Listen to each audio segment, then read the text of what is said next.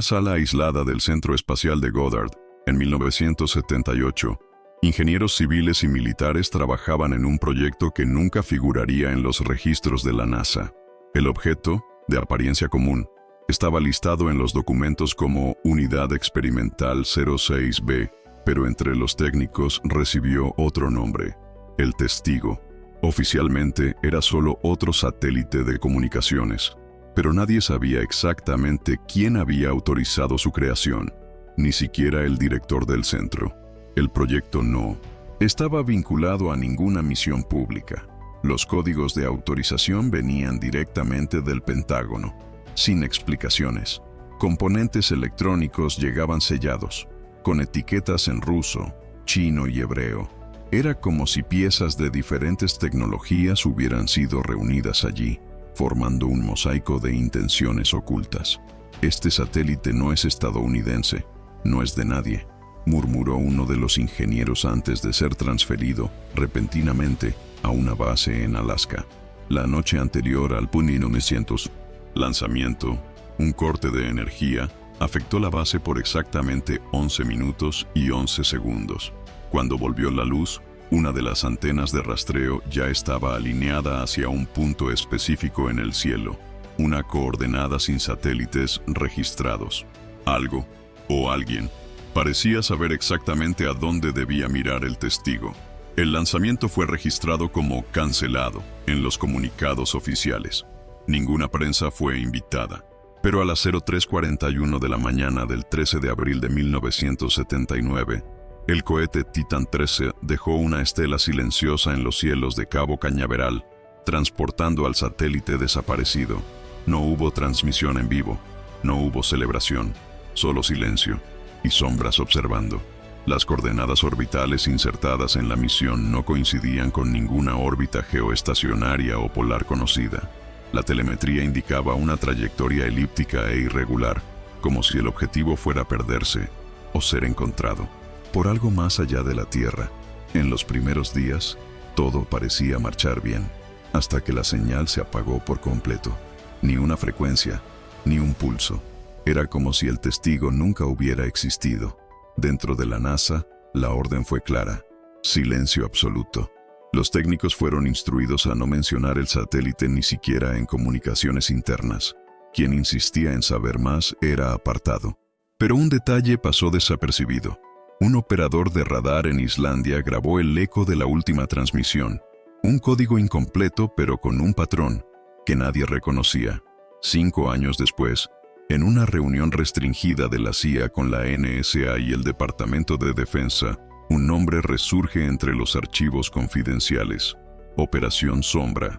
Los documentos con sellos de ultrasecreto traían una referencia directa al desaparecido satélite experimental, pero lo más perturbador estaba en los 200 márgenes del informe, garabatos manuales indicando que el objeto aún transmitía, desde una frecuencia fuera del espectro conocido. La Operación Sombra había sido creada no para encontrar el satélite, sino para contener su influencia. Los datos interceptados después de 1984 mostraban que la frecuencia emitida por el testigo causaba alteraciones sutiles en las señales eléctricas de aparatos domésticos e incluso en ciertos tipos de ondas cerebrales. Un patrón subliminal, invisible al oído humano, pero no al subconsciente.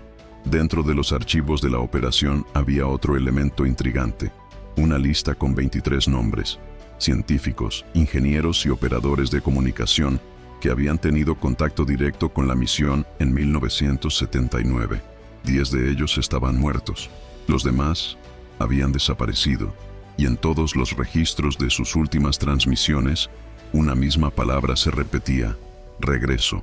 En 1980, el Centro de Monitoreo de Satélites de Canberra, en Australia, captó un evento anómalo: una caída abrupta de energía en las bandas de rastreo de baja frecuencia, precisamente en la ventana donde el testigo debería estar transmitiendo.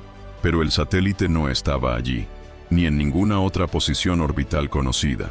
La telemetría de emergencia devolvía solo un código: no fix R403. En cuestión de horas, un equipo de la NSA fue enviado al lugar. Ningún informe fue divulgado públicamente, pero testigos civiles relataron la presencia de contenedores cerrados y equipos de escucha, siendo transportados bajo escolta. Un operador retirado reveló décadas después que ese día escucharon algo, como una respiración metálica proveniente del fondo del espectro, un sonido que no debería estar allí y que, según él, hacía que el aire pareciera pesado. La NASA cerró oficialmente cualquier investigación, pero en los bastidores, analistas comenzaron a preguntarse, ¿y si el satélite no hubiera fallado, sino elegido desaparecer? ¿Y si aquello que fue lanzado ya no estuviera bajo nuestro control? Durante un periodo de casi 2 años, nada fue registrado. Ninguna señal, ninguna interferencia. Era como si el testigo se hubiera disuelto en el vacío, hasta que, en la madrugada del 17 de septiembre de 1981, una antena militar en Diego García captó un pulso de 3 segundos, proveniente de un punto fuera de la órbita terrestre. El pulso era artificial, rítmico, no correspondía a ningún protocolo de radio conocido. La frecuencia estaba ubicada entre bandas reservadas para experimentos atmosféricos soviéticos, lo que generó, inicialmente, sospechas de espionaje, pero algo no cuadraba.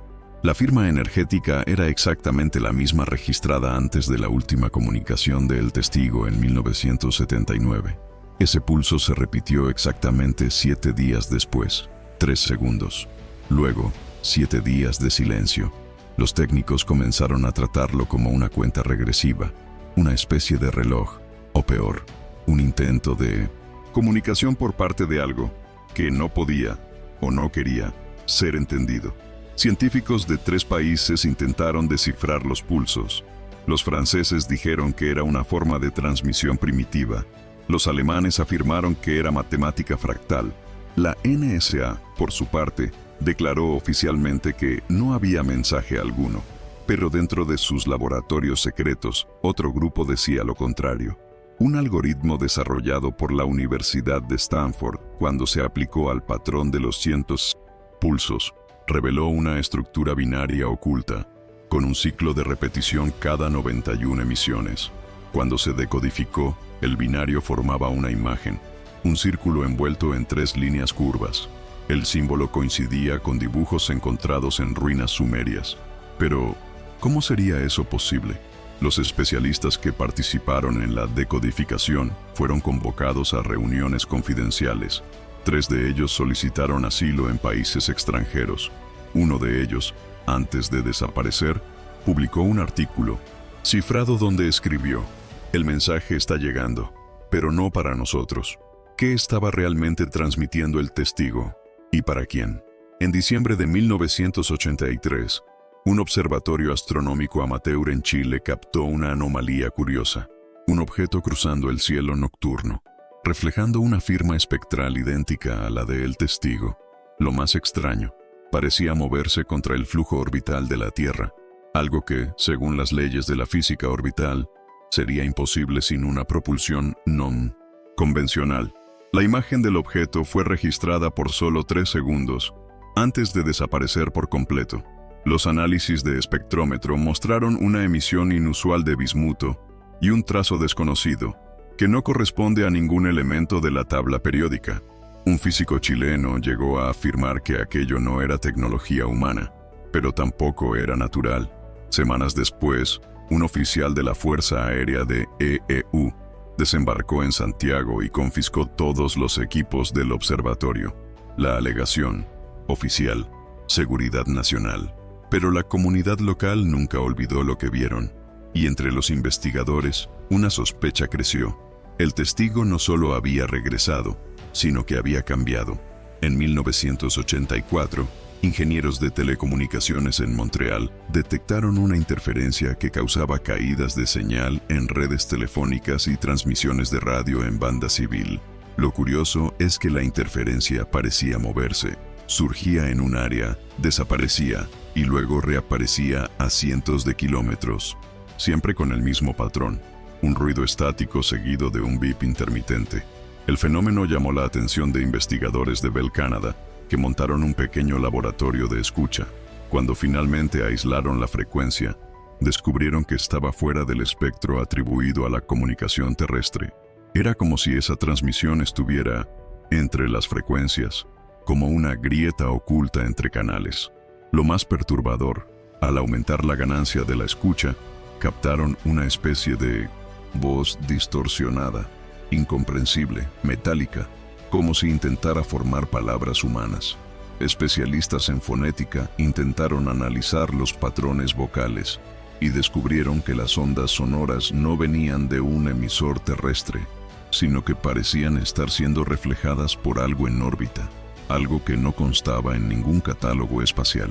Durante el invierno de 1985, una estación meteorológica en Thule, Groenlandia, comenzó a registrar señales sonoras bizarras durante tormentas geomagnéticas. El equipo local creía, al principio, que eran solo ruidos atmosféricos, pero un operador, exmilitar de la Fuerza Aérea, reconoció inmediatamente el patrón. Era el mismo ruido registrado por el radar australiano en 1980, cuando el testigo desapareció. La estación montó un sistema improvisado de grabación, y lo que escucharon conmocionó a los científicos. Una secuencia repetitiva de tonos, intercalada por periodos de completo silencio. Al analizar el patrón con softwares especializados, descubrieron que las señales formaban un gráfico, similar a un SG humano, pero los latidos estaban demasiado acelerados para cualquier especie terrestre. Poco después de la publicación de un informe interno, la estación fue cerrada. El motivo oficial: recortes presupuestarios. Pero los residentes locales afirman haber visto helicópteros negros sobrevolando la zona durante días. Algunos técnicos de la estación desaparecieron sin dejar rastro, y quienes escucharon el audio original dijeron que en el fondo había algo más, una respiración, como si algo, allá arriba, estuviera observando.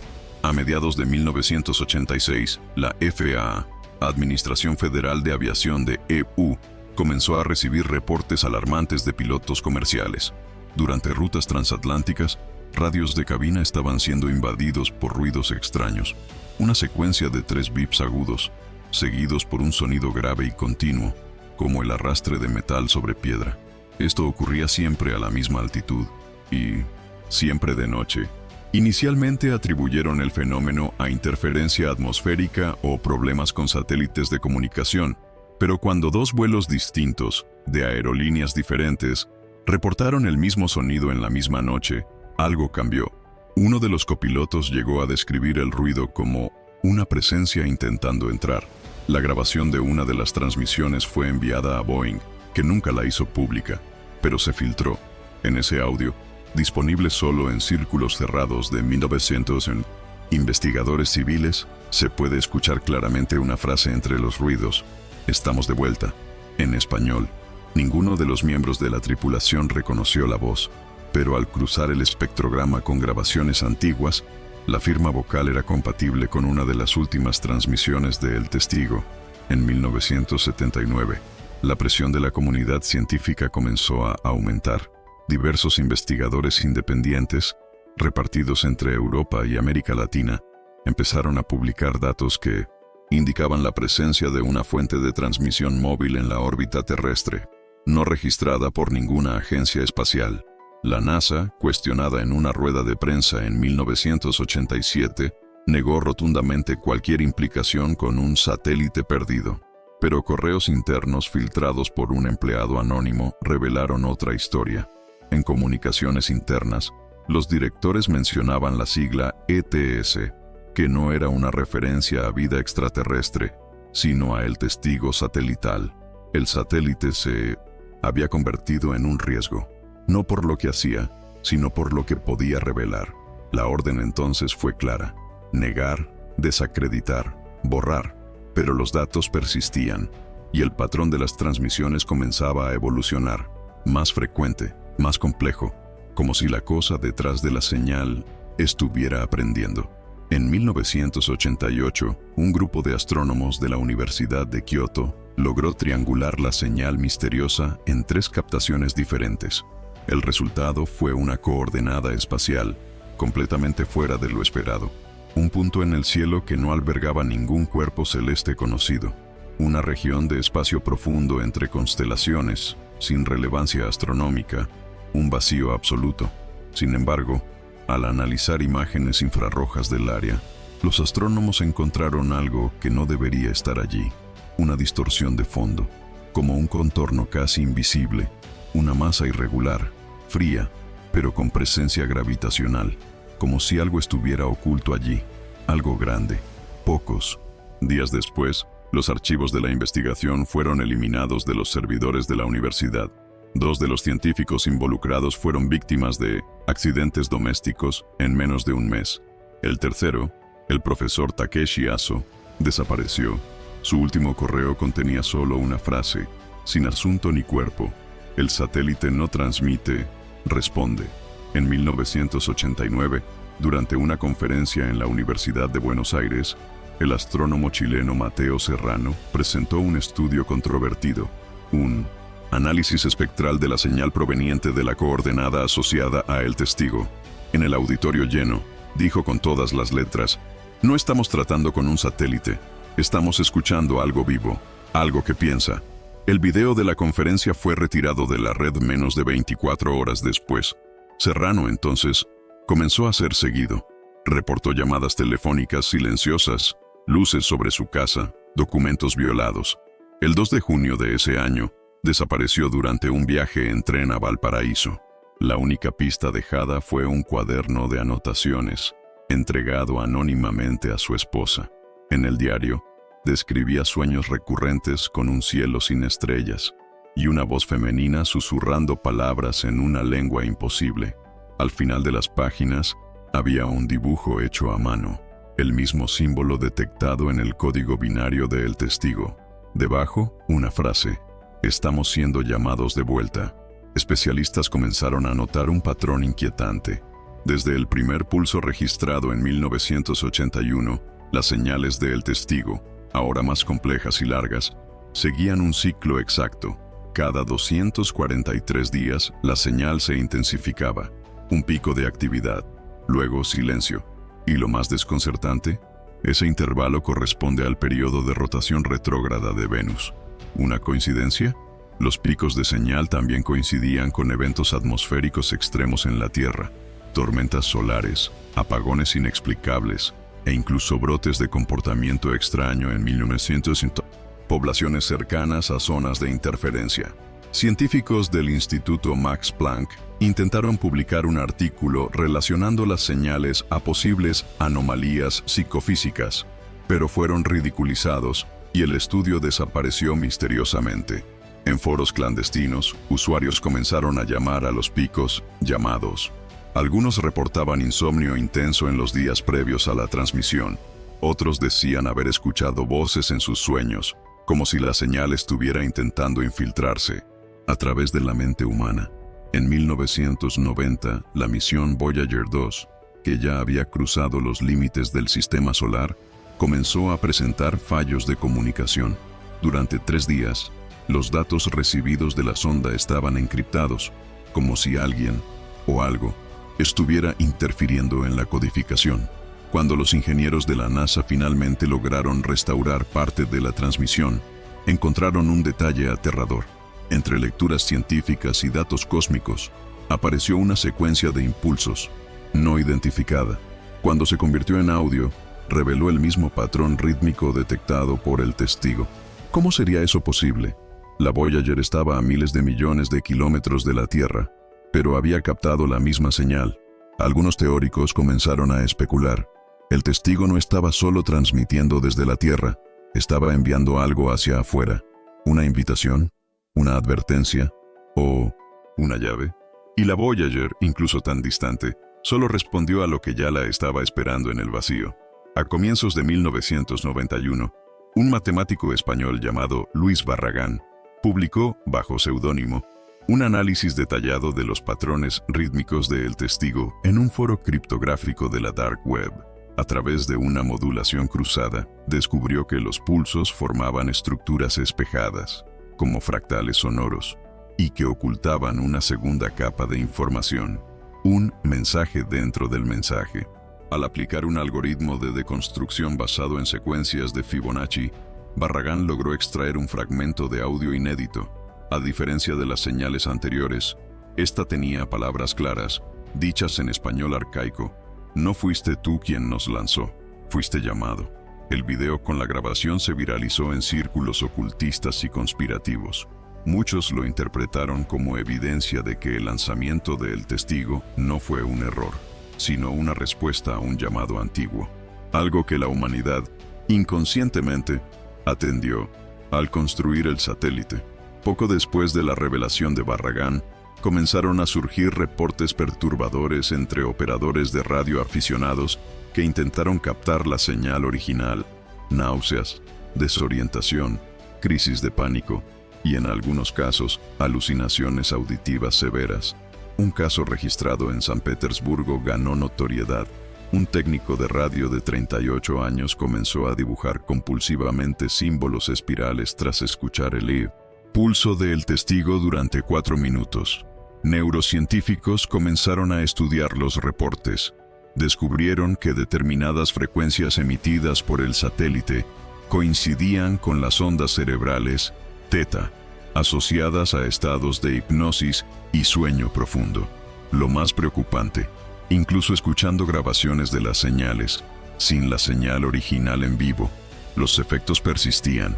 Teóricos lo llamaron lenguaje subliminal no humano, no hecho para ser entendido con palabras, sino sentido, absorbido, como si la señal fuera un vector, una especie de inoculación psíquica, el comienzo de algo mayor.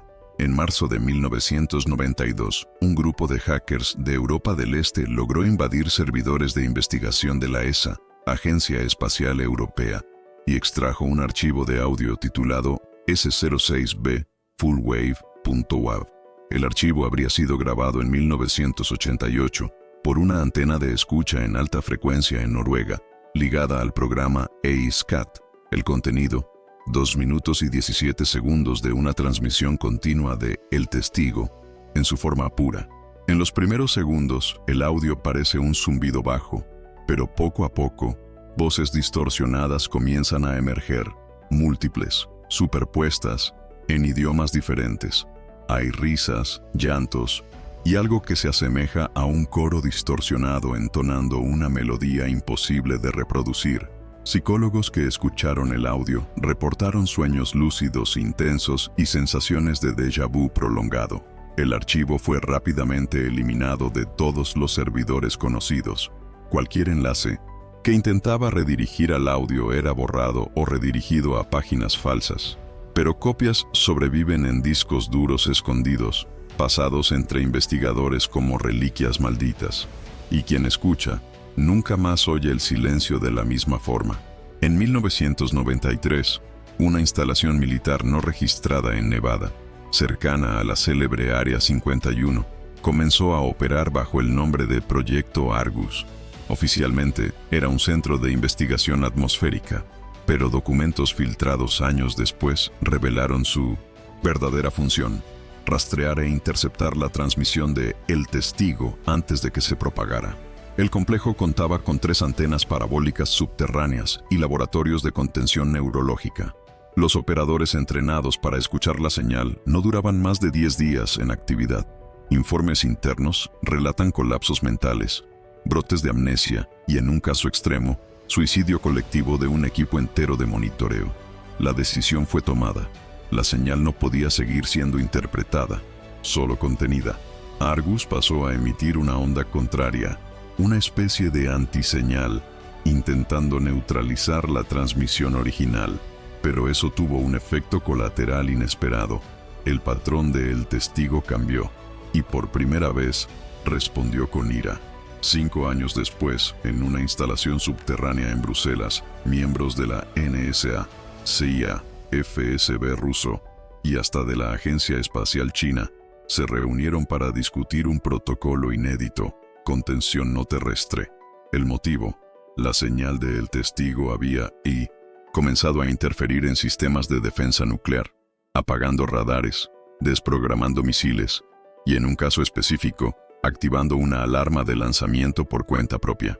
El documento central de la reunión, clasificado como nivel alfa negro, contenía solo 3 páginas. En la última, una conclusión escrita a mano, atribuida al director de la CIA, El satélite ya no es nuestro. Nunca lo fue. La reunión terminó sin consenso, pero se creó un protocolo de emergencia. Si la señal alcanzaba una frecuencia específica, nombre clave límite omega, todas las potencias debían iniciar una secuencia global de apagón de satélites. El objetivo: cegar la Tierra y aislar lo que estuviera allá afuera. En 2001, científicos de un laboratorio clandestino en Dresde, Alemania, realizaron un experimento oscuro. Expusieron ratas de laboratorio a la versión sintetizada de la señal original de El Testigo durante ciclos de 8 horas. Las grabaciones en video de este experimento se filtraron años después y son consideradas una de las piezas más perturbadoras de la historia científica. En las primeras 3 horas, los animales mostraban solo inquietud, pero después comenzaron a moverse en círculos, en sincronía perfecta, como si siguieran una coreografía invisible. En 6 horas, sus ojos estaban dilatados y fijos en un punto específico de la sala, donde no había nada. Al final del ciclo, todos estaban muertos, sin trauma, sin infección, sin envenenamiento, solo desconectados. La autopsia reveló alteraciones cerebrales jamás vistas, la formación de patrones geométricos en la masa encefálica, como si algo hubiera reescrito sus mentes antes de apagarlas. El informe final, con sello de peligro cognitivo, decía: la señal no necesita lenguaje, solo necesita presencia. En 2003, una artista plástica argentina llamada Clara Menéndez comenzó a pintar obsesivamente imágenes de un objeto metálico flotando sobre paisajes desérticos. Cuando se le preguntaba, decía que lo veía todas las noches en sueños. Una estructura silenciosa, orbitando no el planeta, sino a las personas. Clara nunca había estudiado astronomía, ni tenía relación alguna con temas conspirativos. Sus últimas pinturas se volvieron más perturbadoras. Figuras humanas arrodilladas ante el satélite, con los ojos sangrando y bocas cosidas. En una de ellas, el cielo es cortado por 3 líneas curvas y un círculo en el centro, el mismo símbolo decodificado de la señal original. Pocos días después de terminar su último cuadro, Clara fue encontrada muerta en su estudio, rodeada de velas derretidas y con una cinta de casete reproduciendo en bucle un sonido metálico indescifrable. La autopsia no encontró causas naturales, pero la grabadora de casete tenía la misma frecuencia registrada por la estación de Thule en 1985, y nadie podía explicar cómo la obtuvo. Testigos dicen que, en sus últimas semanas, Clara repetía una frase en voz baja mientras pintaba: «Él quiere que veamos». En 2007, el Instituto SETI recibió un pulso de radio proveniente de la dirección opuesta al sistema solar, registrado como originado a más de 13.000 años luz. La secuencia de datos parecía familiar, pero invertida. Cuando los científicos aplicaron una decodificación espejada, descubrieron algo escalofriante: el mismo patrón de El Testigo, pero con pequeñas variaciones temporales.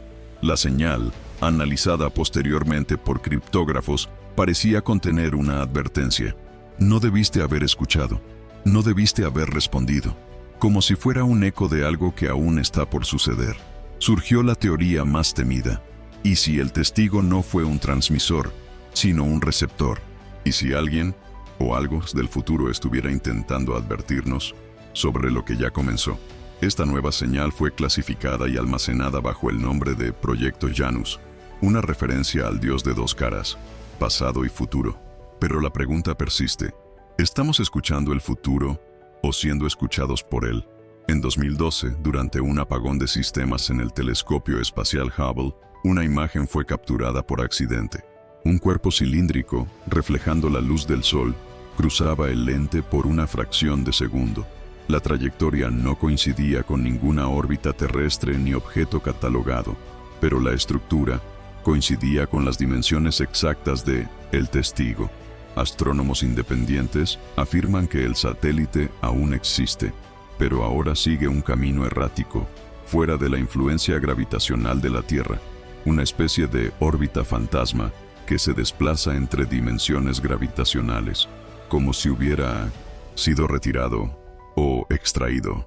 Hay quienes dicen que El Testigo nunca fue solo un satélite, era una sonda, un intermediario, y ahora, habiendo cumplido su misión, se dirige a casa. Pero, ¿dónde está casa para algo que nunca fue nuestro? El año es 2025.